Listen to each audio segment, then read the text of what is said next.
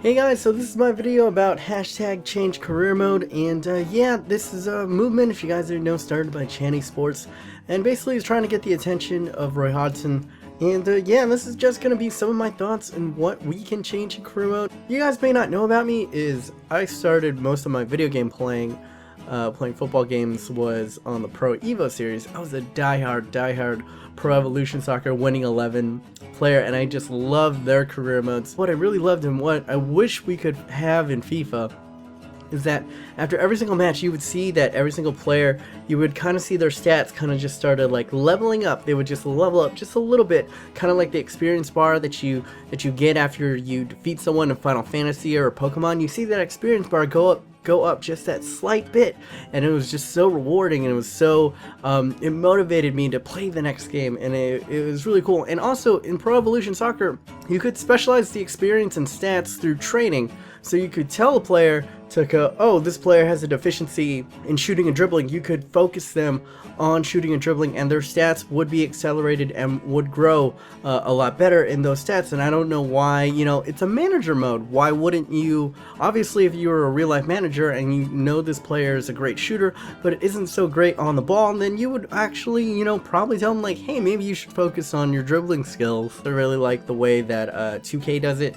You just get a certain number of points, and then the higher level those points get, the more expensive they are. So it kind of forces you intrinsically to kind of level out your player overall. Obviously, like, pace is going to be like really something that everybody's going to pay a lot for. So when it gets into those 80s and 90s, like, make those really expensive. So you have to kind of save up over games, and that will force people naturally to kind of level up their players in different ways. Also, why can't we teach players new positions? I mean, it isn't that hard. Just put them in a new position, and they might complain at first. This is what happened in Pro Evo. If you just stick that player in a new position, or you can tell them, like in a training mode, hey, you're going to be learning this new position. And this happens all the time. Obviously, their stats should be lowered when you put them in a new position, but over the course of a season, maybe the number of games that they play or through training exercises, they should eventually learn that position, and maybe you can lower their overall potential in that area, but I still think you should be able to play them in different positions and teach them new positions. Also, another thing that is cool that is in Ultimate Team, but I think is kind of a miss that they don't put it into career mode, is to have those kind of player roles on those teams in which you can give like the Sentinel card, or you can give them the Sniper card, or just give them like a different type of attribute, like give them a different type of role, and that can actually affect like the way that they play in game. And I think that's really lost that we don't have that in career mode, but it's in Ultimate Team. That seems silly. I mean, if we think about it, like, career mode really hasn't changed for the past 6 years. The biggest thing in career mode that they changed was last year, when they for some reason thought it was a great idea to take away your ability to look at the stats. Like, you have to scout. Somebody who's never played career mode came up with that idea and thought it was just brilliant. But anybody who's played career mode just knows that, hey, you're just making it more difficult. Now I have to wait 3 extra days to see this guy's stats. Or, we're not idiots. You just go to SoFIFA.com and type in their stats, and then we get to see it. So you're just making it more difficult for the gamer. That just seems like a step backwards. There are other annoying things in career mode that, you know, just aren't really that fun. It's so annoying when it's fine when your star player is not getting enough games and he complains about it. But it just seems like it's programmed into the game that somebody is going to complain about something, even when I tell them, hey, you're not going to get that much playing time. When I sign them, I tell them, hey, you're probably going to be a future star. They still complain. No matter what you do, they always complain. They piss and they moan. I understand that some players want to get on the pitch, but unless you're a star player, that doesn't help how does that help the gameplay? How does that make it more fun? It's just annoying. You know, yeah, yes, it's realistic, but handballs are realistic, and you don't put that in the game, so so why do you put this other annoying thing in the game? That just doesn't make sense to me.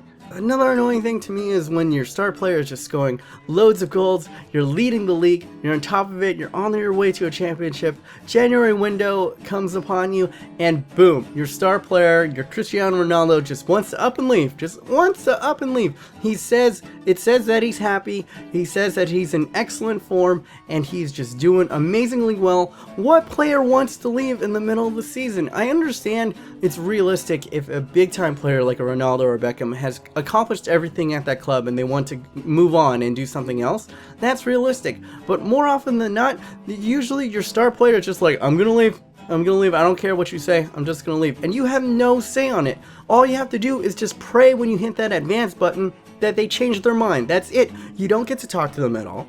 You don't get to, I mean, at least have a little bit of dialogue, have a press conference with them, have a backdoor meeting with them in your manager's office about like, hey, you know, like, what's up with you? Or at least be able to offer them more money. I mean, that's realistic. That's how they get players to stay all the time. It's like, oh, I feel like you're unsettled. You feel like you've accomplished everything. Here's a pile of money. Here, just take it. Does that change your mind? Of course it does. I mean, why don't you have that option? It seems silly, and it's just annoying. Once again, yes, maybe it's realistic, but overall, it just makes the career mode way more annoying than fun. And I think one of the biggest annoying things, I don't know if they even changed it from last gen to this gen, they had the same exact cup celebration every single freaking year. I mean, is it that hard? Is it that hard to change it up? I mean, like, everything, you're supposed to feel the game, you know what I'm saying? You're supposed to like feel the game. That was the model this year, but it really just breaks. It really just shatters your disbelief. Essentially, it reminds you that you're playing a video game. That every single time you win a cup or a championship of any kind or get promotion of any kind, cookie cutter, the exact same celebration. You win the FA Cup, you win the Champions League Cup, you win the Barclays Premiership Cup, any of the cups, Capital One Cup, you all celebrate exactly the same. The only thing that changes is the trophy. You know, I mean, that just isn't realistic. Is it that hard to have just 4?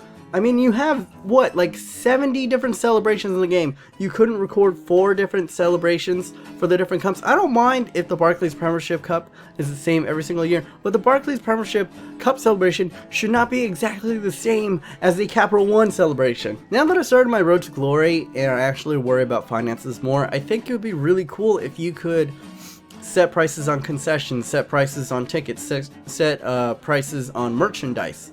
You know, maybe you can gamble a little bit, and if you raise the prices of tickets and merchandise, you have to live up to that. You have to win. Otherwise, you won't bring in as many ticket sales. You won't sell as much merchandise, and that could overall hurt your financiality. But if you do well, you can really enhance your club, really enhance your club prestige.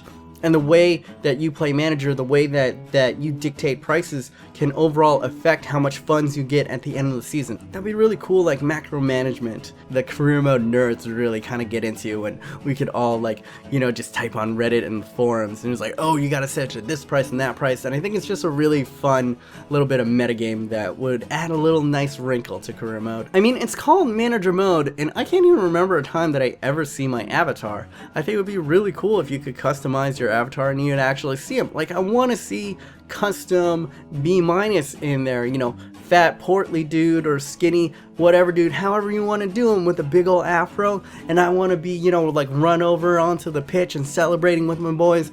I want to be playing mind games with Jose Mourinho, kind of nudging him a little bit. I want to see myself in the press conference leading up to big games. You know, I want to see B- the manager up there, you know, maybe poking fun or bringing attention onto him, bringing it off the players, playing all these Jose Mourinho like mind games. You know, like, I think that would be a lot of fun. Maybe not after every game. I feel like that would be just kind of annoying. I would just click through. But for big games, derby games, cup games, I think it would be really cool if you actually would be able to have a press conference with your avatar out there. I think that would be really fun. If I were to give my honest opinion, I actually really like career mode a lot, but there is no denying that there has been very small incremental innovations within career mode, and it's a lot of the people who play FIFA play it for the career mode. I mean, Ultimate Team is huge, and I just started dabbling into Ultimate Team, and it's great. It's fun, and a lot of people play online, and that's great too. But you're alienating almost a third of your people if you don't change and innovate the game in a way that really affects the career mode. Anybody who plays career mode after a while, I think the biggest thing is that it gets monotonous. You know, game after game after game, it feels a little bit robotic. And the whole thing about it was you're supposed to like feel the game this year, but really it was a failure. No one really feels the game. I don't think the players really reacted that much differently than they did a year ago. If they did, it's very minuscule. Even in the big games, I don't really feel like they do the same push the animations when they get fouled. They do the same celebrations when they score a goal. It doesn't seem like they are that more organic than they did, and it just feels kind of a drag sometimes to be going game after game after game and kind of experiencing the same things. So I mean, like, everything changes. Life is just a series of changes. Why can't the video games that we play change? I think that's an inevitable, and there's gonna be a breaking point if they don't change career mode after a while. Simply, people are just gonna stop buying the game. I mean, not anytime soon. Let's be honest. But unless we do something, unless we speak up, like, things aren't going to change. They're just going to, as long as we keep on buying the product, as long as we keep giving EA our money, they don't really feel the motivation to change. So hopefully, you know, a campaign like this can actually affect some things. So these are my thoughts on change career mode. Hopefully you guys enjoy my thoughts. I don't really think I brought anything super new to the table, but I just want to bring attention to this movement. Thank you, CaniSports, for coming up with this movement. And if you guys haven't checked out, I just started my Road to Glory career mode that I'll be linking right after this video, and I think the intro is really incredible, and I worked really hard at it. Doing the intro for that career mode was one of the funnest things that I've ever done, and I had to stop like 3 or 4 times in the recording because I was laughing so hard. So yeah, if you guys haven't checked it out, check out my new career mode, and yeah, until next time, guys, remember, stay humble. As we all know, Luton Town was, of course, called Luton Town because it was founded by pirates and Vikings. When famously, in 1602, the pirate king Blackbeard fell in love with the Viking god of thunder, Chris Helmsworth. Yeah.